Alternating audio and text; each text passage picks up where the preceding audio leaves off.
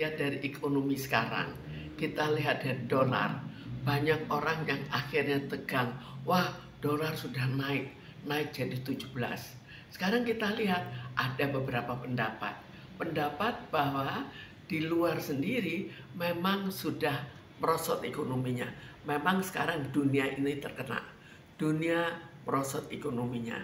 Tapi kita bandingkan dengan US dollar, artinya kita lebih merosot daripada negara-negara yang sudah merosot.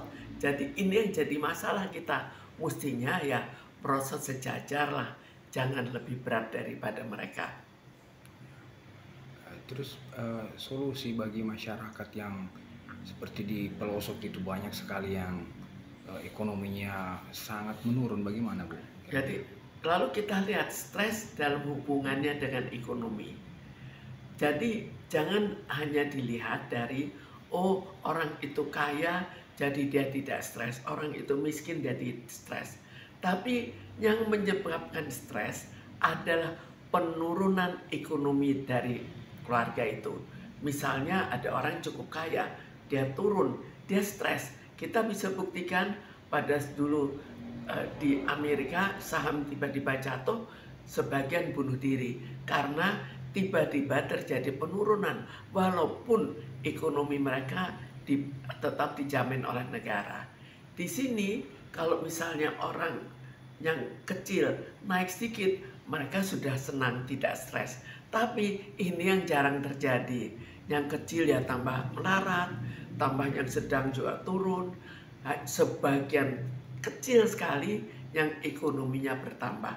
Sebagian besar sekali dan jauh lebih besar itu ekonominya merosot, dan inilah stres yang bisa kita lihat bahwa terjadi sampai pada bunuh diri dan pembunuhan.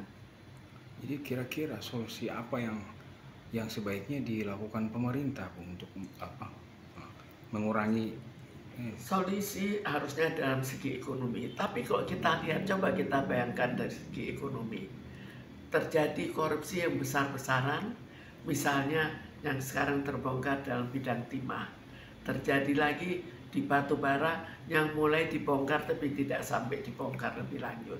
Jadi kalau itu saja diatasi, coba timah itu dibagikan ke masyarakat, maka jelas akan memperbaiki keadaan ekonomi.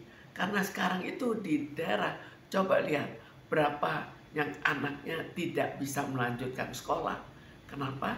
Karena ekonomi lagi.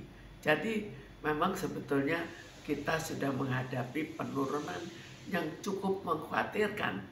Mudah-mudahan nanti pada dengan pergantian presiden, hal ini ikut dipikirkan. Bagaimana dengan orang-orang kecil, jangan terlalu banyak yang akhirnya ekonomi merosot, apalagi kalau sampai tidak bisa makan terganggu dan tidak bisa sekolah.